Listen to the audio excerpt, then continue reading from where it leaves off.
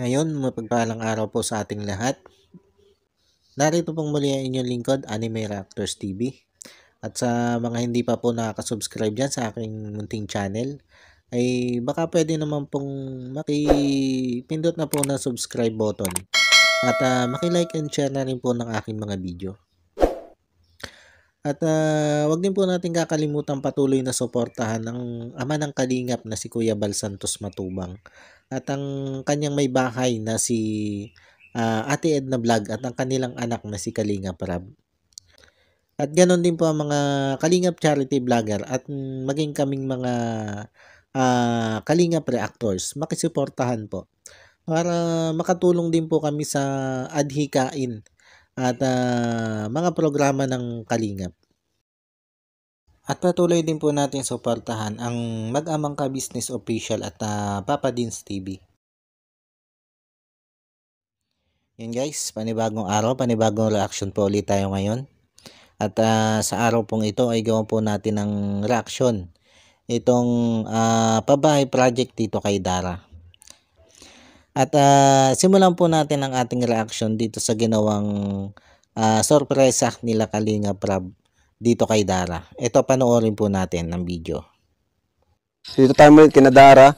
So wala pa po sila Dara ngayon. Anong oras na po? 5:15 na po. So hintayin natin si Dara. Pero di po niya alam, andito tayo pag handa natin siya ng kakainin nila para di na po siya maghanda, di na siya magluto. Kasi alam niyo naman po si Dara, estudyante at ano na rin po siya. Siya na rin yung gumaganap na ina sa kanyang kapatid na si...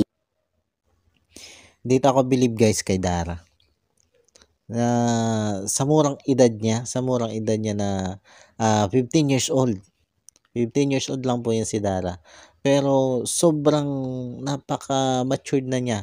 Sobrang napaka-responsable na po niyang tao sa edad niyang 15 years old. At siya na nga po yung tumatay yung hindi lang nanay, kundi siya na rin yung tumatay yung tatay dito sa kapatid niyang si Bea. O doon sa nakababata niyang kapatid na si Bea. Ito, tuloy po natin guys yung video. Si Bea. So di niya po ito alam, so surpresahan po natin siya. And andito na rin po yung mga karpentero natin, ano? At mamaya po papakita namin sa inyo kung saan iano yung bahay. Pero ngayon, ihanda mo natin yung surpresa natin sa kanya. Yan guys, tulad nga ng sinabi ko kanina na ito si Dara nga po ay papagawa na ng bahay nila Kalingap Rab. Dahil nga yung isang pabahay project na naka-line up ay hindi natuloy, kaya naman ito sila Dara na ang sunod na papagawaan na itong si Kalingap Rab na matapos nga po yung pabahay nila dito kay La Samantha. Ito, tuloy po natin. Kalingap, habang nag-ready sila ng lulutuin, dito tayo ngayon sa lupang pagtatayan po ng bahay ni Dara. So ayan, nakapag-decide po sila na dito na lang daw po sa malapit sa dati nilang bahay. Ito guys, yung isa nakakatuwa dito kay Dara. Napakasimple lang talaga ng buhay na gusto niya. Tinanong na ito ni Kalingap Rab kung saan niya gustong patayuan ng bahay. Kung pinamili ni Kalingap Rab ito, kung doon ba sa baryo kung saan maraming tao o dito na lang sa tinatayuan nila ng bahay ngayon. At ang pinili nga po ni Dara ay dito na lang. Dito na lang kung saan doon sa malapit sa bahay na tinitirhan nila ngayon. At ang dahilan niya ay gusto niya yung tahimik na buhay. Ayaw kasi daw niya doon sa maraming tao. Gusto niya dito para tahimik. At dito na rin daw nga siya lumaki. Kumbaga dito na siya nasanay. Dito na nasanay yung buhay niya. Ito po, tuloy po natin. So liblib nga ano. Pero okay lang po 'yan at least. Dito kasi matagal na sila dito kaya alam naman nila ang mga patakaran dito. Ayun po sila Super Mac oh. Sinisimulan na po agad nila. So yan po, sinisimulan na po ngayon ang bahay nila Dara kasi tapos na po yung kay Samantha. Kaya ito, sila Super Andoy, Super Mac, si Jaime. Kasukat nung kay kay Samantha. Pero yung bubong, ganun. Maganda. And insan, sinisimulan nyo na yung bahay, Mga gano'ng kalaki insan yung plano nyo? Ano na lang natin, gawin na lang natin katulad nung kina Samantha. Samantha, 2 kwarto. okay. Pero yung bubong niya, katulad nung kay Joy, Ay, naka-drop din. maganda yan, maganda. Ang ano lang natin dito yun, medyo liblib pala tong lugar. Nakikinikinita ko na guys yung magiging itsura ng bahay nito sila Dara. Ang ganda nito. At yung sukat ng bahay na katulad nung kay Samantha, eh tama-tama din naman ito para dito kay Dara at saka dito nga kay Bea. At kahit pa nga dumating yung mga kapatid nito si Dara, ay okay din naman dahil 2 kwarto yung kanilang ipapagawa. At malaki din yun guys ha. Kung nakita niyo yung kay Samantha, malaki din yun. At ang magiging forma nga daw ng bubong nito ay katulad nung kay Joy. Siguro mga parang katulad nung, pag ito yung nabuo, parang katulad nung kay Kuya Robin. 2 kwarto, tapos yung style ng bubong, tapos may balkonahe. Ganun. Kaya nakikinikinita ko dito. Ito tuloy natin guys. Pero anong plano natin? Full concrete natin o half body lang? Pwede kung anong decision. Pero dapat sana, semento na. Semento Kasi na same natin. naman ng ano yun ay. Saka para sa safety rin ng dalawang magkapatid. Semento na. Kasi dadalawa lang sila dito, ano? Kahit hindi naman masyadong mataas na masyado. Kung saan yung sakto lang yung height. Ang ganda naman ng kan. Kumbaga, iniisip talaga dito ni Kalinga Prab ay yung safety ng magkapatid. Kasi kung matatanda natin guys, nung isang vlog ni Kalinga Prab, ay nabanggit nga nito si Dara na may naramdaman siya na tumutulak doon sa pintuan nila. Ang kagandahan nga lang noon ay di naibili na sila ni Kalinga Prab ng lock na kadena. At saka may susi na yung kanilang pintuan. Dati kasi guys, ang lock lang nila dito ay tali lang na kayang-kayang kutsilyuin, kaya nang pasukin. At yun nga, dito sa ipapagawang bahay ni Kalinga Prab, ay di, ang inisip talaga ni Kalinga Prab dito mong una, ay yung safety ng magkapatid. Kasi nga, 2 na lang ito at parehong babae pa. Wala silang kasamang lalaki. Kaya, okay nga yun. Maganda yun, concrete. Mula baba hanggang taas. Para mas matibay. Ito guys, tuloy natin. Hindi mababa, hindi naman sobrang taas. Okay. Para, Ayos. pero at least, 2 kwarto. 2 kwarto. Oo. 2 kwarto. Tapos may balkon din sila. Okay, ayos Para yan. maganda. May balkon, ano? Diyan na natin tatapat yung balkon kasi diyan naman yung ano, Yung daan, ano? kalsada, yung daan. Hi, Bea.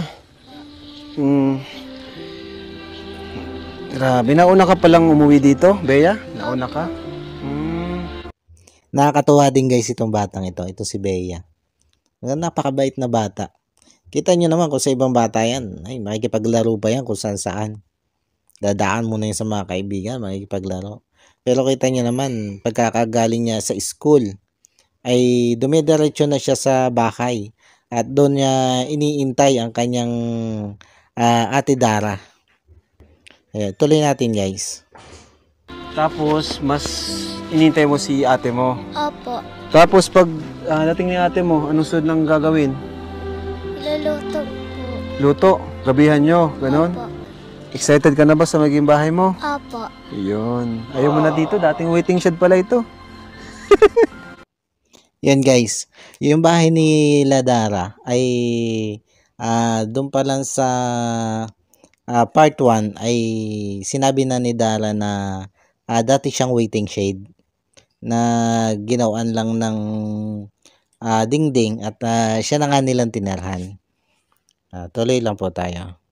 So, ginigisa na po natin ang kikiam sa ibang sangkap. At ito na po yung gulay, oh. And dito guys, nagluluto na sila ng pansit para sa sorpresa nila kay Dara. Yan na magpapasarap dyan, yung gulay.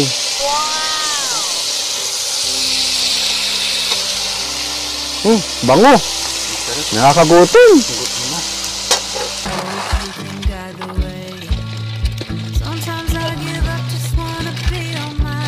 Sige ko, ilagay mo na.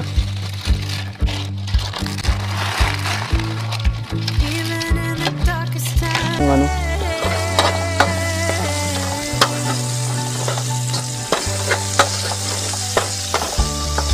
Kausapin niyo muna si Dara. Kausapin niyo kung muna puntayin dito. Dito guys ay parating na si Dara. Kaya nataranta si Kalinga Prab. At pinakausap nga muna niya sa K-Boys itong si Dara para hindi makita yung kanilang surprise. Tuwa ako dito kasi sobrang nagmamadali talaga sila dito. Silang lahat. Ito, tuloy natin guys. Kausapin niyo muna. Doon ka muna, kausapin mo, libangin mo. Sabihin mo may nag-ano lang, may ginagawa pa. Alin na, dyan si Dara, alin na. Okay na yan. Pwede na ata yan, lutuman na po. Bilisan niya. Let's go, boys! Let's go! Boys! Andiyan na si Dara, boys! Doon ka muna. Libangin mo si Dara, doon.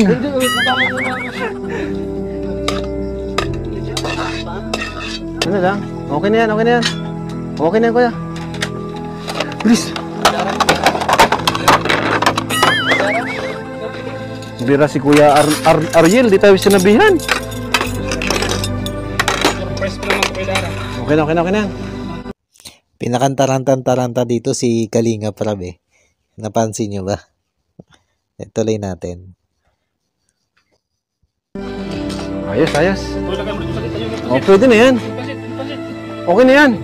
Oh, dito mo. Di pa tayo luto. Luto na. Ayos. Dito tayo. Surprise! Woo! Grabe! Nakita naman natin guys kung gaano kasaya si Dara doon sa nakita niyang surprise sa kanila nila Kalinga Prab. Talaga naman nung pasok pa lang niya priceless na yung kanyang ngiti. Tuloy lang tayo guys. Ayan, Dara. Surpresa namin. Pansit. Thank you po. Simpleng sorpresa lang namin. Kasi alam namin na grabe yung effort mo. Grabe yung sakripisyo mo rin bilang isang ate. Sisilbi kang nanay sa iyong kapatid. Kaya ito, para naman makapagpahinga ka at gaya nga ng sabi mo kanina, may practice kayo. So sinamantahan namin yun. Kaya ito, Dara. At kaya rin kami andito ngayon kasi yung bahay mo ay sinisimula na! Grabe! Yan guys, sinabi na nga rin nila Kalinga Prab kay Dara na yung bahay nga nila Dara ay sinisimula na. At tuwan-tuwa dito si Dara sa narinig niyang ito. Kasi matagal na rin naman talaga nila na pinapangarap na magkaroon ng bahay. Tuloy lang natin guys. Congrats, Salamat po. Dara! Nandun sila, kahit ang dilim. Paano na sila Thank you dun? po. Dara, masaya ka ba? Sobra po kasi po sobrang nagulat po ako kasi yung pagdating ko dito. Wow, may naghahanda ng pagkain. Thank you po. Maraming salamat po. Surprise ka ba, Dara? Opo. Sobrang na-miss ko po ito kasi yung sa paghahanda niyo po. Sa paghahanda po ng pagkain. Mas lalo na po ikaw po yung nagluto, kaya pong lahat. Bakit? First time, ngayon lang ulit nangyari na may pag-uwi mo, may na. Opo, kasi po palagi pa ako nag-uwi. Ako po ulit mag-luto. Matagal na kasi guys na ulila itong si Dara sa nanay niya. Grade 2 pa lang siya ay wala na siyang nanay. Kaya na-miss niya itong mga gantong yun siya ang pinaghahandaan. Yun siya yung inaasikaso. At yun nga, sa katulad ng sabi niya, ay siya yung kalimitang nag-aasikaso ng paghahanda ng pagkain. Kasi siya yung tumatayo na kasing nanay at na nagsisilbing tatay na rin dito sa kapatid niyang bunsong si Bea. Tuloy lang natin guys. Lahat, no? Kasi bago ko ba yung naghahalot? Kamusta ang maghapon mo sa eskwelahan? Ayos na. Naubos ba itong pagkakan mo? Pangagtuhan? Oo. Kanina pa sila karag dito, naghihintay. Oo. Kita nyo naman guys. Hindi talaga nakalimutan ni Dara na kumustahin ang maghapon ng kapatid niya si Bea. At tanungin kung naubos ba yung pagkain na baon nito. Dito mo makikita talaga, dito mo mararamdaman kung paano siya maging isang responsabling ate na daig pa nga niya ang isang nanay. Samantalang yung mga iba dyan na nasa kaedadan ni Dara, hindi ganyan mag-isip. Kalimitan ang hawak cellphone, naglalaro ng online games. Pero ito si Dara, ay makikita mo talaga na sobrang napaka-matured na nito mag-isip. Minsan nga ay sinabi nito na pag sila'y lumalabas, kasama ang buong Kalingap Angel, ay sinusulit na talaga niya yung saya na nararamdaman niya. Kasi nga, pag balik daw niya dito sa bahay, ay balik uli siya sa pagiging ate at nanay sa kanyang kapatid. Kumbaga, balik siya doon sa normal niyang buhay na siya lang yung nag-aasikaso sa kanilang bahay at sa kanyang kapatid. At yan guys, yan ang aabangan naman natin sa mga susunod na araw. Itong kalalabsan ng itsura ng bahay nito si Dara. Pero nasisigurado kong maganda ito. At sigurado magiging komportable at safe ang magkapatid na ito dito sa bahay na pinatatayo nila Kalingap Rab.